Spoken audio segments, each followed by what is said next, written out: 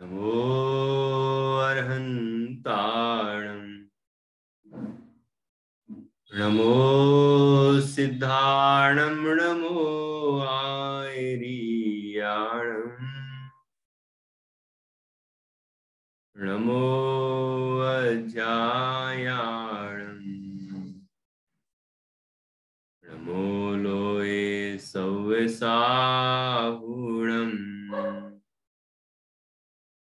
मंगलम भगवान वीरो मंगलम गौतमो गणी मंगलम कुंद कुंदाद्यो जैन धर्मोस्तु मंगलम सर्वमंगल मांगल्यम सर्वकल्याणकारकम प्रधानम सर्वधर्माणां जैनम जयतु शासनम जैनम जयतु शासनम इंद सदवंदयाणं तिहुवन हिद मधुर विशद काणम अंतातीद गुणाणं नमो जिणाणं जिद भवाणं अभिवंद्यूण शिरसा पुनर्भव कारणं महावीरम् ते सिंपयथ भंगम मग्गम मोक्षस्य वोच्छामि।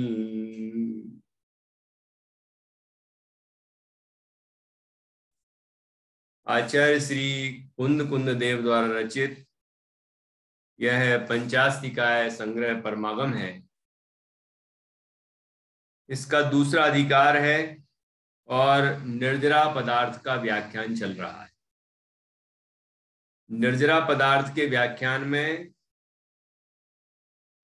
निर्जरा का स्वरूप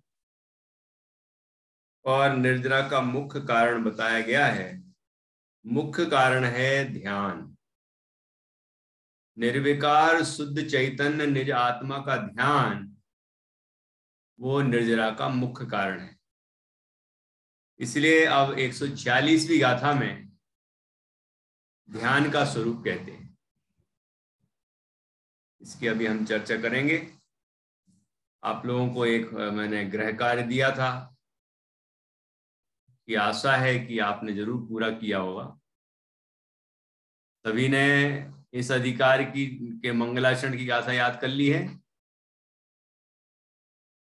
चलिए इस किससे सुनूं पहले नंबर। सबसे पहले कौन सुनाएंगे? डॉक्टर निधि जी। सुनाइए। दोनों सुनानी है? दूसरी वंद्यूण।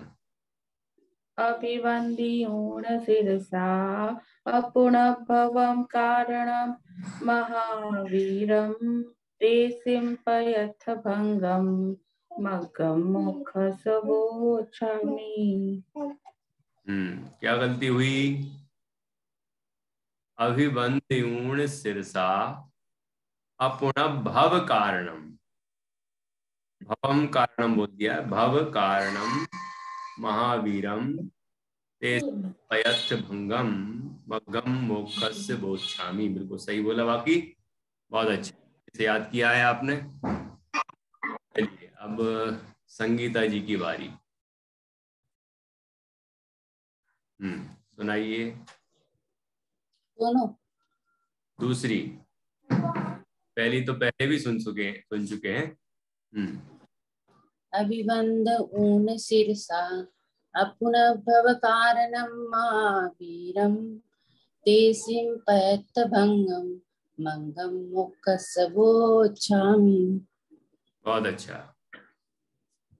बढ़िया, बिल्कुल सही बोला है। कोई उच्चारण में गलती नहीं है। हाँ जी बच्चे, याद हो गया है? देखो निधि जी ने अपना कैमरा ऑन नहीं किया, नहीं तो पूछ लेंगे अभी। उषा जी सुनाएंगी?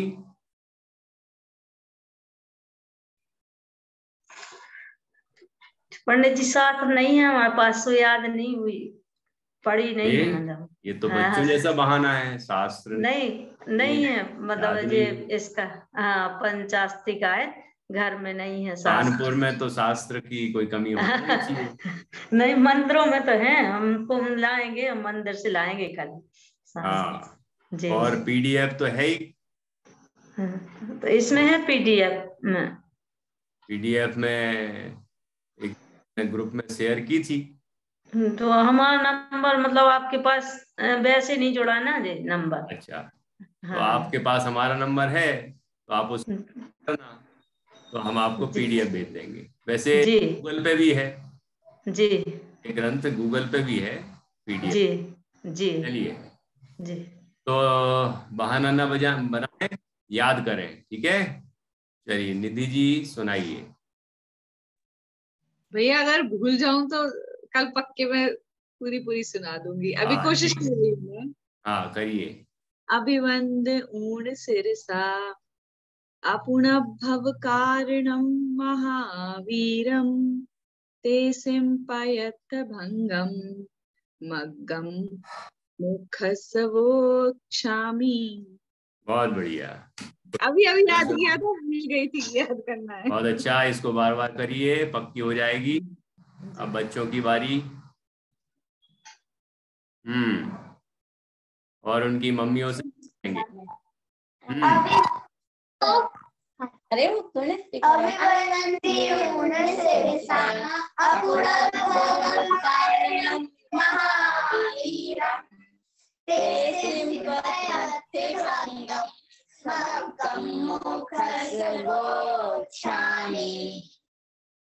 सबको याद है कि इकट्ठा बोल पाते हैं बस? याद अरे वाह, सबको। तो शालिनी जी सुनाएंगी क्या कि मम्मी है ना, नहीं मम्मी है ना शालिनी जी। हाँ, फिर दूसरे ग्रंथ तो नहीं देख रहे ना नित्या, ग्रंथ बंद करना। महावीरम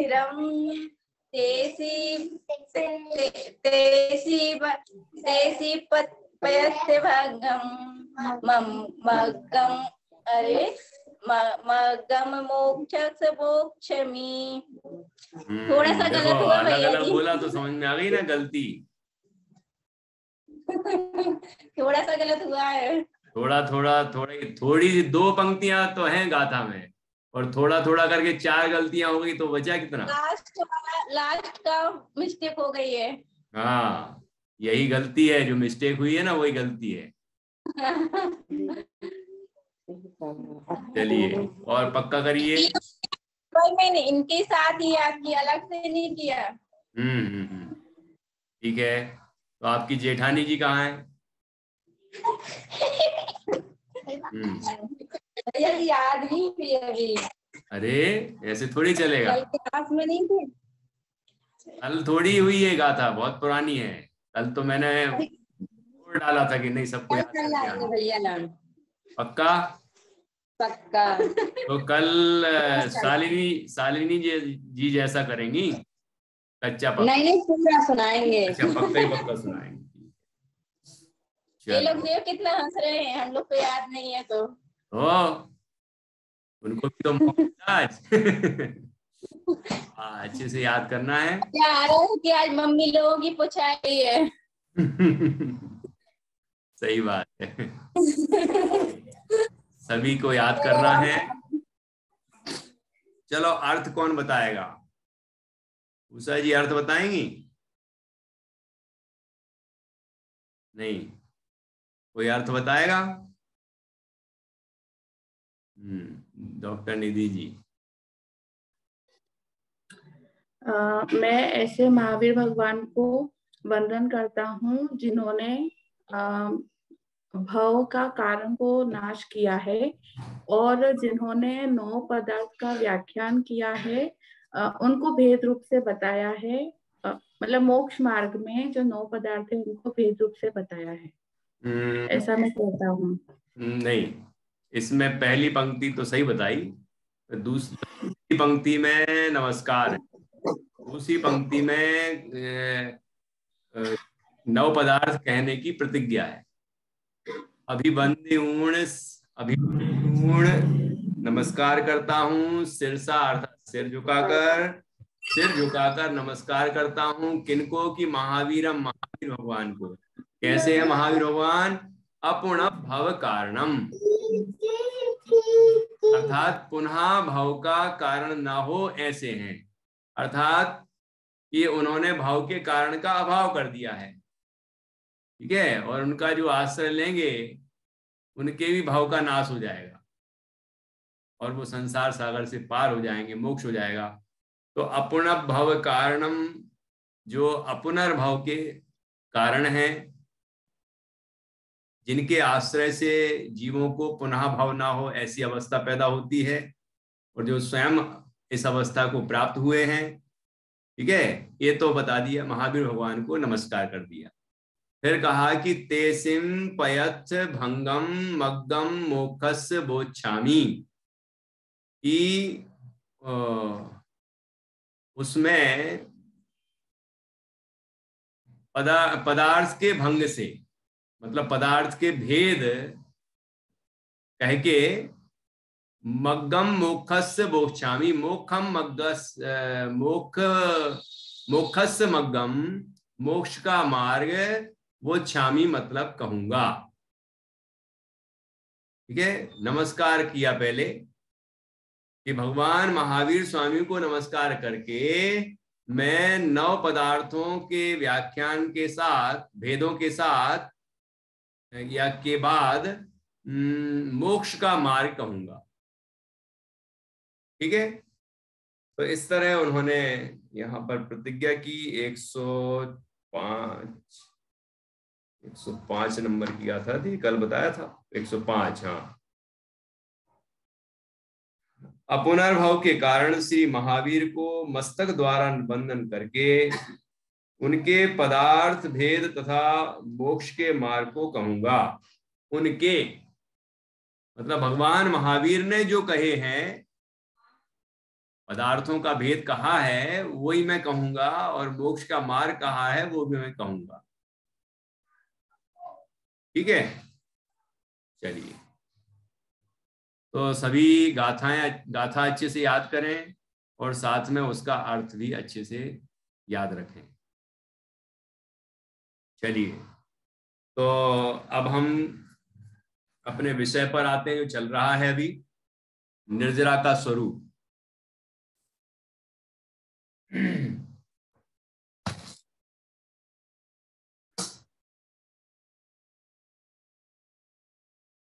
निर्जरा के स्वरूप में,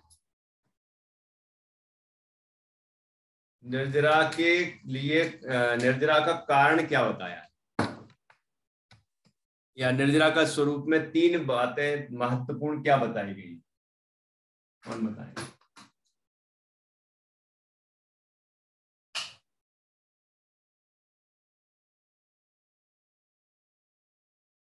निधि जी बताइए। तो ये देख ही बता रही हूँ। तो निर्जरा के कारण में सबसे पहले तो संवर की बात करी है कि जिसके शुभ अशुभ परिणाम से परम निरोध हो गया हो, मतलब जिनके शुभ अशुभ परिणाम का भी होना रुक गया हो। फिर दूसरी संवर पूर्वक, वो निर्जरा कैसी है? संवर पूर्वक है। हाँ, दूसरा पॉइंट है कि जिस जीव ने वस्तु स्वरूप को बराबर जाना है, मतलब हे उपादे वस्तु जैसी है वैसा जाना है। और फिर पर प्रयोजन से जिसकी बुद्धि व्यावृत हुई है, मतलब जिसको पर का कोई भी प्रयोजन नहीं रहा, सिर्फ स्व प्रयोजन साधने में ही जिसका मन उद्यत हुआ है। तो ये 3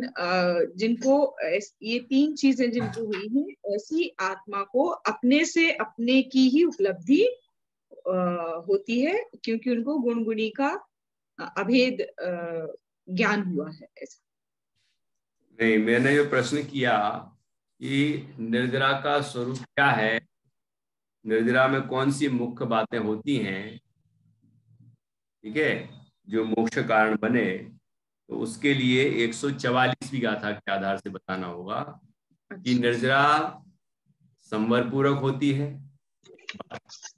दूसरा, शुद्धोपयोग के द्वारा होती है, क्योंकि पहले कहा संवर, फिर कहा योग, योग अर्थात उपयोग। ठीक है। और तीसरा क्या बताया? तीसरा बताया तप। ठीक है, तप। तो 3 कारणों से होती है निर्जरा। 3 चीजें होना चाहिए। संवर पूरक होना चाहिए, वो ही निर्जरा मोक्ष के कारण बनेगी जो संवर पूरक हो। दूसरा, जो शुद्धोपयोग के द्वारा होती है, शुद्धोपयोग हो तो होगी निर्जरा।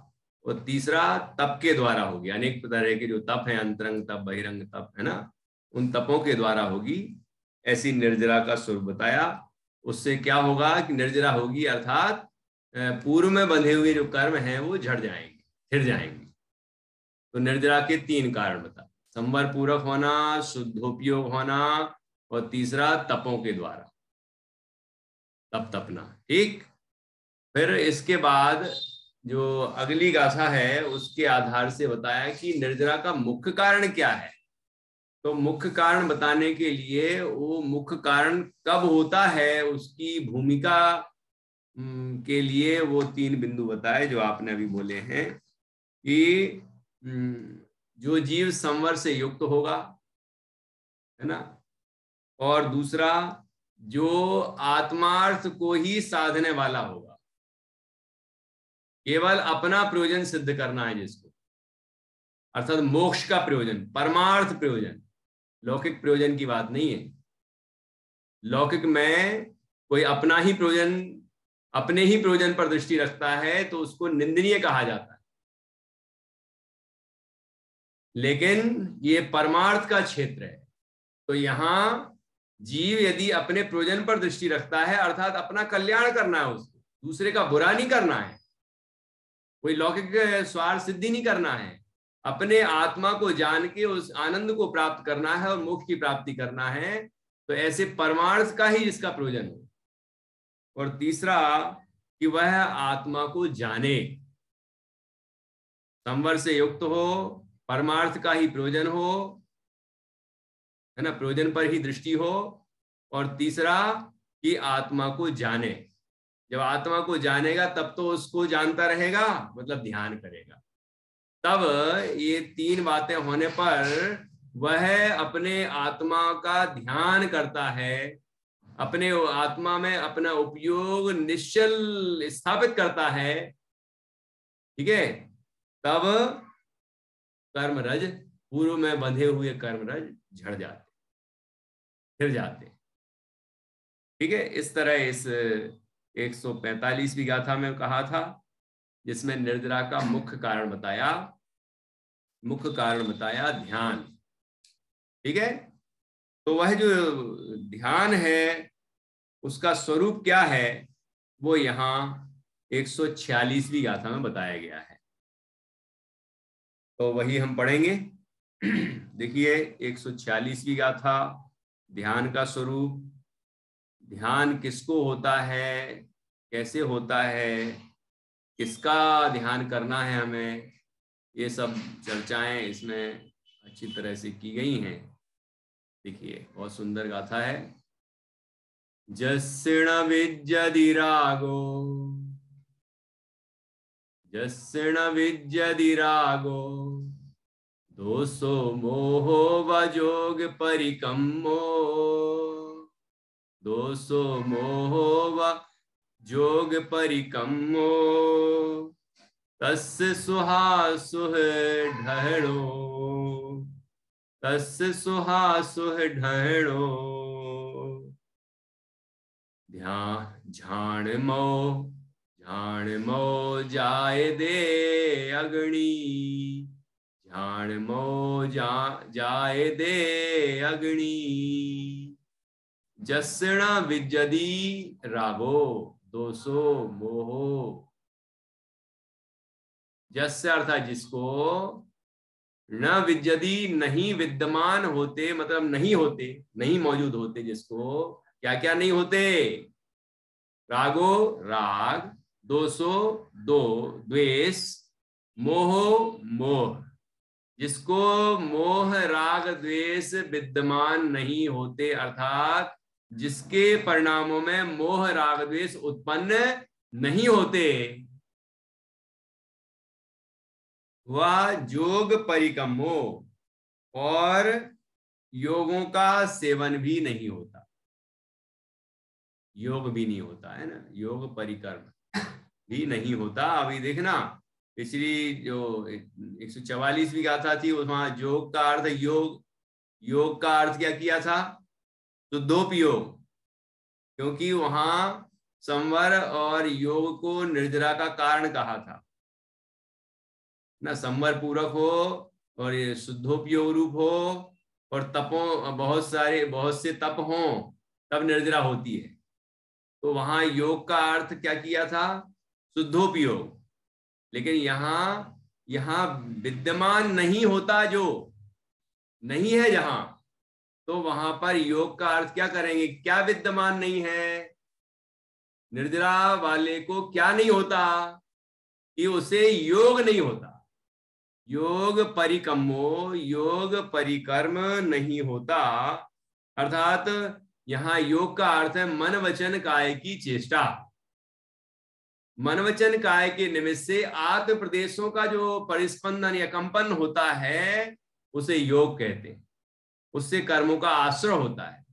तो आश्रय का तो निरोध है, तभी तो संवर है, और संवर पूर्वक निर्जरा होती है।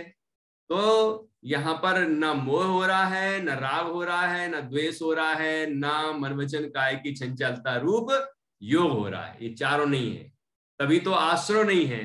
आश्रय नहीं है अर्थात संवर है, तो संवर सहित निर्जरा है। ख्याल में आ रहा है? तो जिसको ये चारों चीजें विद्यमान नहीं है, तस् उसको, उसके क्या है कि सुहा सुह ढहणो, सुह और असुह को ढहण करने वाली, ढहण अर्थात दहन, संस्कृत में लिखा दहन, अर्थात शुभ अशुभ को नष्ट करने वाली, नष्ट करने वाला, शुभ और अशुभ दोनों को ही नष्ट करने वाला, उसको जला देने वाला, उसको नष्ट कर देने वाला। अर्थात कोई आग थोड़ी जलती के अंदर आग जलेगी और उन शुभ अशुभ भावों को नष्ट कर देगी।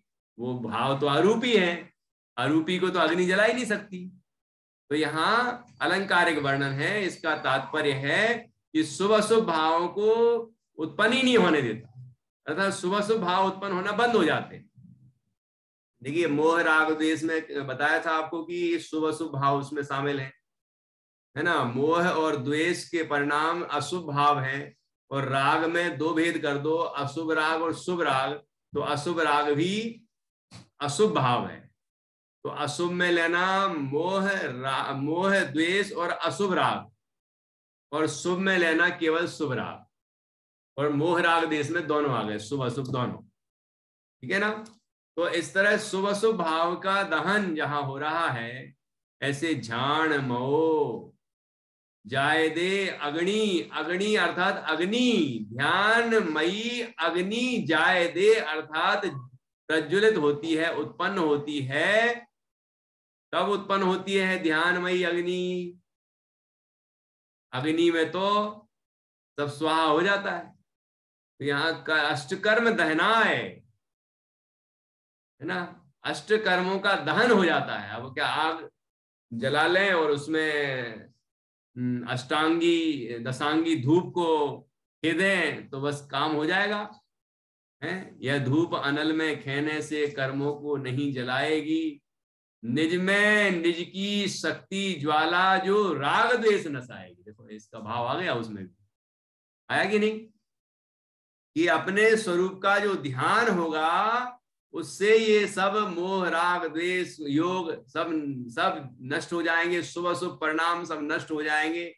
और जब शुभ अशुभ परिणाम उत्पन्न ही नहीं होंगे तो संवर होगा, नए कर्मों का आश्रय नहीं होगा, और इसी शुद्ध भाव से, इसी ध्यान रूपी अग्नि से ही पूर्व में बंधे हुए जो कर्म है वो भी नष्ट हो जाएंगे। मतलब ये ध्यान से केवल निर्जरा नहीं होती, ध्यान से संवर भी होता है, संवर पूर्वक निर्जरा है। ठीक है, जैसे कहा इच्छा निरोधा तपः तपसा निर्जरा च, तो आचार्य ने वहां पर प्रश्न उठाया कि च क्यों लगाया गया है, तपसा निर्जरा च, कि और तप से निर्जरा होती है ना। तो आचार्य कहते हैं कि उसके पहले संवर का वर्णन हुआ था, तो संवर होता है जैसे कि राम लक्ष्मण च, तो लक्ष्मण के बाद च लगा है, रामः लक्ष्मणः च, तो इसका मतलब है कि राम और लक्ष्मण। तो ऐसे ही तपसा निर्जरा च, कि तप से निर्जरा होती है और तप से निर्जरा होती, तो और तप से निर्जरा होती का तात्पर्य क्या हुआ कि संवर भी होता है, संवर होता है और उससे निर्जरा भी होती है, ऐसा अर्थ है उसका। तो तपों में सबसे उत्कृष्ट तप है ध्यान, है ना। 12वें नंबर का सबसे बड़ा तप कौन सा है, ध्यान। तो ध्यान, ध्यान हो गया मतलब उसके पहले वाले भी सभी हैं ही यथा योग, है ना। तो ध्यान भी तप है और तप से निर्जरा भी होती है और संवर भी होता है। तो इन्हीं परिणामों की बात संवर के प्रकरण में भी कही थी। तो ये उत्पन्न होना बंद हो जाते हैं, अर्थात संवर हो जाता है। और जो जितने भी बचे होंगे कोई विकार जितने अंशों में, वो भी धीरे धीरे नष्ट होते चले जाते हैं और शुद्धि की वृद्धि हो जाती है।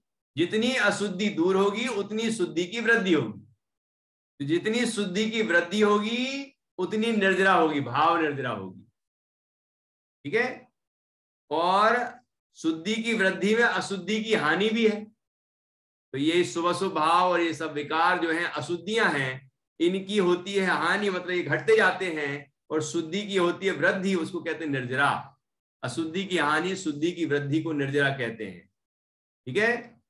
और नए कर्मों के नहीं आने को संवर कहते हैं, द्रव्य संवर, और पुराने कर्मों के झड़ जाने को कहते हैं द्रव्य निर्जरा, ठीक है। तो इस तरह से यहाँ निर्जरा के प्रकरण में आचार्य कहते हैं कि जो ध्यान निर्जरा का मुख्य कारण है वह कब होता है कि जब आत्मा के परिणामों में मोह, राग और द्वेष और मन वचन काय के निमित्त से उत्पन्न होने वाले आत्म प्रदेशों कंपन रूप योग विद्यमान नहीं होते, मतलब नहीं होते हैं, तब उस ध्यानमयी अग्नि के उत्पन्न होने से समस्त प्रकार के शुभ अशुभ भाव दहन को प्राप्त होते हैं, मतलब वो नष्ट हो जाते हैं, अर्थात उत्पन्न ही नहीं होते हैं। ऐसा शुद्ध भाव उत्पन्न होता है, शुद्ध भाव की वृद्धि होती है, और उससे नए जो पुराने कर्म हैं वो पुराने कर्म भी झड़ते जाते हैं। इस तरह निर्जरा होती है ध्यान के प्रभाव से, है ना। नए कर्म आते नहीं, पुराने झड़ जाते हैं, संवर पूर्वक निर्जरा हो जाती है। तो अब नीचे पढ़ते हैं। इससे, इस गाथा से ऐसा दर्शाया कि निर्जरा का मुख्य हेतु ध्यान है, ठीक है। ये 145 में कहा था, उसकी आखिरी पंक्ति थी। अब 46 गाथा। अन्वयार्थ, जिसे मोह और राग द्वेष नहीं है तथा योगों का सेवन नहीं है, अर्थात मन वचन काया के प्रति उपेक्षा है, ठीक है। ना तो अशुभ चेष्टा है ना ही शुभ चेष्टा है मन वचन काय की, ठीक है। उसे शुभाशुभ को जलाने वाली ध्यानमय अग्नि प्रकट होती है। बहिरभ्यंतर जोगे, बहिरभ्यंतर द्रव्य संग्रही गाथा है, ध्यान नहीं आ रही पूरी, जिसमें परम ध्यान का स्वरूप बताया गया है, परम ध्यान, है ना। तो परम ध्यान नहीं, परम चारित्र। बहिरभ्यंतर रोहो भव कारण प्रणासठम, अभी ध्यान नहीं आ रही, बाद में देखते हैं। तो वहां भी बहुत सुंदर ध्यान का, यहाँ तो एक गाथा में प्रकरण बताया, एक ही गाथा में सार ले लिया। वहां तो ध्यान का बहुत सुंदर चित्रण है। चारित्र के प्रकरण में चारित्र का प्रकरण हो जाता है, उसके बाद फिर ध्यान की चर्चा आती है। बहुत सुंदर ध्यान की बात आई है वहां पर, और सभी तरह के ध्यान बताए हैं। जो संसार मार्ग वाले आर्द्र ध्यान और रौद्र ध्यान है वो भी बताए हैं, वो हे रूप में बताए हैं, और धर्म ध्यान और शुक्ल ध्यान बताया है। वो सबका बहुत सुंदर निरूपण किया गया है, टीका भी बहुत जोरदार है। अब देखिए, तो यहाँ पर ध्यानमय अग्नि किस तरह प्रकट होती है, ये बात यहाँ बताई गई है। टीका, यह ध्यान के स्वरूप का कथन है। देखिए,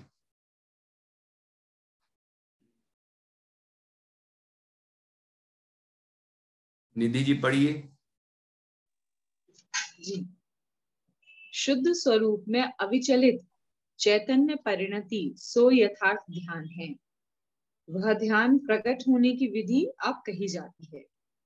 जब वास्तव में योगी दर्शन मोहनीय और चारित्र मोहनीय का विपाक उद्गल कर्म होने से उस विपाक को, मतलब अपने से भिन्न ऐसे अचेतन कर्मों में समेट कर तदनुसार परिणति से उपयोग को व्यावृत करके, मतलब उस विपाक के अनुरूप परिणमन में से उपयोग का निवर्तन करके मोही, रागी और द्वेषी न होने वाले ऐसे उस उपयोग को अत्यंत शुद्ध आत्मा में ही निष्कंप रूप से लीन करता है।